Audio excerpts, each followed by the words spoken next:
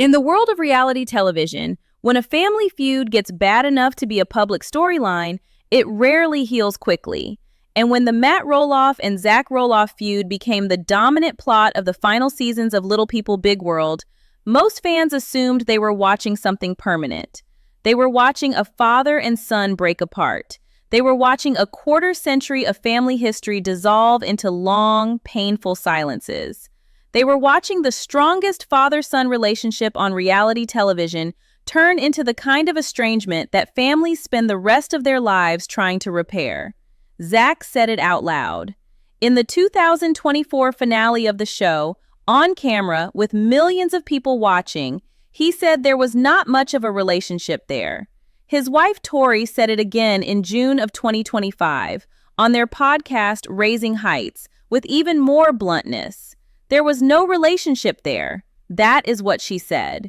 And it is hard to come back from those kinds of public declarations. Once you say it out loud in front of an audience, those words exist forever. They live on the internet. They get clipped. They get screenshotted. They get repeated back to you in interviews for years. And so most fans assumed that the Roloff family, in any meaningful sense, was simply done. Done in the way that mattered. Done as a unit. Done as a family that gathered for holidays or for birthdays or for any of the small, ordinary, beautiful moments that families are supposed to share. And then, in August of 2025, a single Instagram photo turned that assumption upside down. Tonight on LPBW Update, we are walking through what is, quietly, one of the most important Roloff family stories of the year, the reconciliation. The slow, quiet, surprising thaw that nobody really expected to see. And the question every fan is asking now, is this healing real or is it just for the cameras?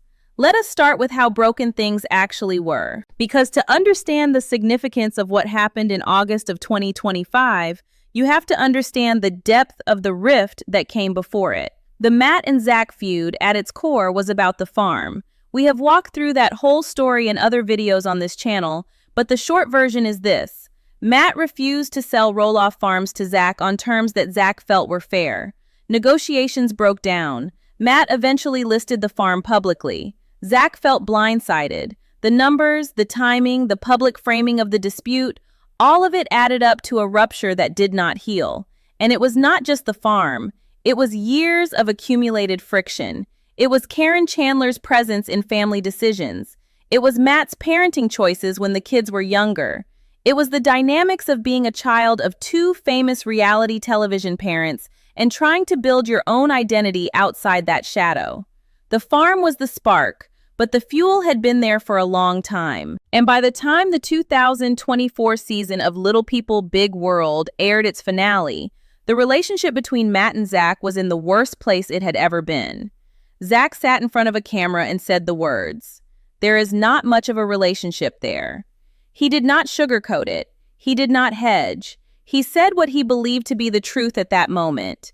And he and Tori took their 3 children, Jackson, Lilah, and Josiah, and they built their own life away from the farm, away from the family business, and away from the conflict.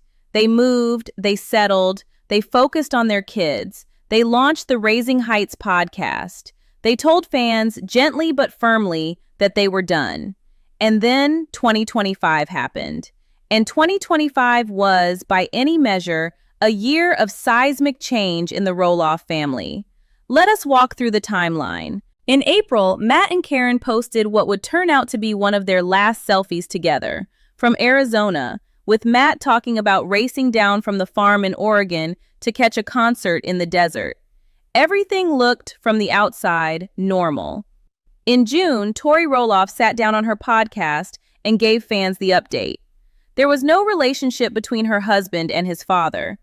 But she added something else, something that did not get nearly as much attention at the time, but turned out to be a hint of what was coming.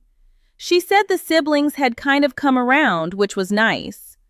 The siblings, meaning Zach's brothers and sister, meaning Jeremy, Molly, and Jacob. The point was that while Matt and Zach were still estranged, the broader sibling group was starting to find each other again. Not Matt and the kids with each other. That distinction mattered, because what it meant was that the next generation of Roloffs was doing what so many adult siblings do after a family conflict. They were figuring out, slowly, how to be a family even without the parents in the picture. They were rebuilding sideways. They were starting with each other. In July, the next big shift came. On July 22nd, Matt Roloff announced the end of his engagement to Caryn Chandler. 8 years over, the wedding plans gone. The fiancé, who had been at every major family event for years, suddenly out of the picture. Fans speculated immediately about what this would mean for the family dynamics. Would Matt try to reconnect with his kids now that one of the most divisive figures in those family dynamics was gone? Would the kids be more willing to engage with Matt now that they did not have to navigate Caryn's presence at every gathering? Would the grandchildren, who had loved Caryn and called her Cha-Cha, struggle with the loss? There were 100 questions, and nobody had answers. Just an Instagram post that closed an 8-year chapter and opened up a space that nobody was sure how to fill. Then came August 9th, 2025, and the photo that changed everything. On that day, Matt Roloff posted a picture on Instagram. In the picture, Matt was smiling. Standing next to him was his ex-wife, Amy. Standing next to Amy was her husband, Marek. And in the center of the photo was a small child. That child was Lilah Roloff, Zach and Tori's 4-year-old daughter, Matt's granddaughter. The caption was simple: Amy, Chris, and I celebrating Lilah's big sporting win. That was it. That was the whole post. No long emotional explanation, no public reconciliation speech, just a photo of a grandfather showing up for his granddaughter's event alongside his ex-wife and her husband, smiling like a normal family at a normal kids' sports day. For fans of the show who had been following the family feud for years, the photo was a thunderclap. Because look at what was actually being said in that image. Matt was at a Lilah event. Zach and Tori had allowed Matt to be at a Lilah event. Amy and Chris were there. Matt was there. Everyone was smiling. The most divisive figure in the family dynamics, Caryn Chandler, was not there because she was no longer part of the family. And in that one quiet moment, captured in one quiet photo, you could see the outline of what the post-Caryn Roloff family might look like. It looked, frankly, healthier than it had looked in years. What is the most extraordinary thing about that photo, though, is what is not in it. There is no Zach in the photo. Zach did not appear with his father in that picture. The reconciliation, if that is what we are calling it, is partial. It is not full. Zach has not, as of this recording, posted a photo with his father since the breakup. He has not done a podcast episode reconciling with Matt. He has not gone public with any healing of the core fracture. What has happened instead is something more subtle and arguably more meaningful. Zach has allowed his father access to his children. He has not blocked Matt from being part of Lilah's life. He has not weaponized the grandkids in the way that some adult children in similar situations do.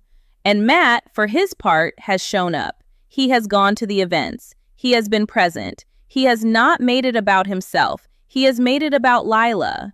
And that, in the language of family repair, is one of the most important first steps that can happen. Before a father and son fully reconcile, they often have to start by sharing space again. They have to start by being able to be in the same room. They have to start by being able to look at each other across a soccer field or a baseball field or a school recital without anger flaring up. That is where Matt and Zach seem to be right now. They are sharing space. They are sharing grandchildren. They are not yet sharing words. Tori Roloff has been the one giving fans the most direct updates on where things stand. On Raising Heights, she has consistently struck a tone of cautious openness. Yes, there is no real direct relationship between Zach and Matt right now. Yes, the wounds from the farm fight are still there.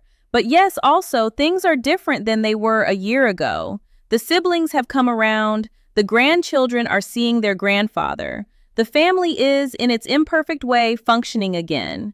Tori has been remarkably mature in how she has spoken about this. She has not used her platform to take public shots at Matt.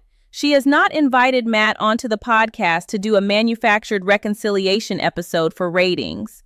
She has simply told the truth. The truth is that family is complicated. The truth is that you can have a strained relationship with someone and still let them be a part of your children's lives. The truth is that healing does not always look like a tearful hug on national television. Sometimes it looks like a smiling photo at a sporting event and nothing more. And maybe that is enough, for now. There is another layer to this story that fans have been noticing: the role that Amy Roloff has quietly played in all of this. Amy, who for years was openly cool toward Matt in public. Amy, who debated not inviting Matt to her own wedding to Chris in 2021. Amy, who had been part of one of the most filmed divorces in cable history. Amy is the one in the August 9th photo. Amy is the one who showed up with Chris to support her granddaughter alongside her ex-husband. Amy, in other words, is doing what loving grandmothers have done for generations. She is putting the next generation first. She is, in her quiet way, modeling for her children what it looks like to put aside personal history for the sake of the kids and grandkids. And that example matters. Zach watching his mother be able to share space with his father at a granddaughter's event is part of what makes it easier, eventually, for Zach himself to be able to share space with his father. Amy is leading by example. Whether she intended to or not, she has become a stabilizing presence in this family in a way she never quite was before. And in 2025, that is one of the quietest but most important shifts in the entire Roloff story. Jeremy Roloff is another piece of this puzzle. Jeremy, who has historically been more diplomatic than Zach in public, has continued his own quiet relationship with his father. Jeremy and Audrey are now publicly considering buying Roloff Farms, which we have talked about in other videos. That fact alone tells you something. Jeremy would not be having serious conversations about taking over the farm if his relationship with his father were completely broken. He would not be opening up the possibility of doing business with Matt if there were no goodwill there. The Jeremy relationship has been steadier than the Zach relationship, even through the worst of the farm fight. And as Matt has reconnected with his sons in the post-Caryn era, that steadiness with Jeremy has been part of the foundation. Molly Roloff, the only daughter, has always kept her life remarkably private. She lives away from Oregon. She does not appear on the show. She maintains her own relationships with her parents on her own terms. But Molly, too, has been part of the quiet sibling group that Tori referenced when she said the siblings had come around. Molly is in the mix. She is part of the family. She is, in her quiet way, helping hold things together. And then there is Jacob, who lives on the farm, who works the property every day, and who maintains a close working relationship with his father. Jacob has become, in some ways, the bridge between the Matt of the past and the Roloff family of the future. So where does that leave Matt and Zach? The honest answer is that we do not know yet. The August 9th photo was a moment, not a resolution. The relationship between father and son has shifted from openly estranged to quietly distant. From no relationship at all to a relationship that allows for shared grandparent moments. That is progress. That is real. But it is not a full reconciliation. And it may never be. There are wounds in the Matt and Zach relationship that go beyond the farm. There are years of accumulated complications. There are different visions of what fatherhood and sonhood are supposed to look like. There are different temperaments, different values, different ways of moving through the world. Even if Matt and Zach never have a tearful sit-down reconciliation, they can still share a smile across a soccer field. They can still both show up for Lilah. They can still both be present in the life of Jackson, Zach's oldest, who is now 7 and old enough to know who his grandfather is. They can still, in the end, be family, even if the shape of that family is different than it used to be. What I think is the most important thing about this whole story is what it teaches us about what reconciliation actually looks like in real life. Reality television trains us to expect dramatic moments. We expect the big hug at the end of the episode. We expect the tearful speech. We expect the confession booth confessional where someone says they have changed and everyone forgives them. Real life does not work that way. Real reconciliation, when it happens, is slow. It is quiet. It is mostly invisible to outside observers. It happens in small moments. It happens at sporting events. It happens at birthday parties. It happens when a grandfather shows up and is allowed to stay. The Roloff family, whether they intended to or not, has given us a real-life example of what real reconciliation looks like. And it is not television pretty. It is just life honest. And that, in its own way, is more meaningful than any staged reunion could ever be. So I want to know what you think. Do you believe Matt and Zach will ever fully heal their relationship? Or do you think the August 9th photo is as close as it ever gets? Do you think the end of the Caryn Chandler engagement was a key factor in the family coming back together? Or do you think the family would have come back together anyway, just on a slower timeline? And do you think Amy Roloff deserves more credit than she gets for being the quiet, stabilizing presence in all of this? Drop your thoughts in the comments below. I read every single one. If you enjoyed this video, please give it a like and subscribe to LPBW Update for honest, fact-checked Roloff family stories every week. We do not invent drama. We do not push fake breakup rumors. We just tell you what is actually happening as best we can verify it, and we let you draw your own conclusions. I will see you on the next one.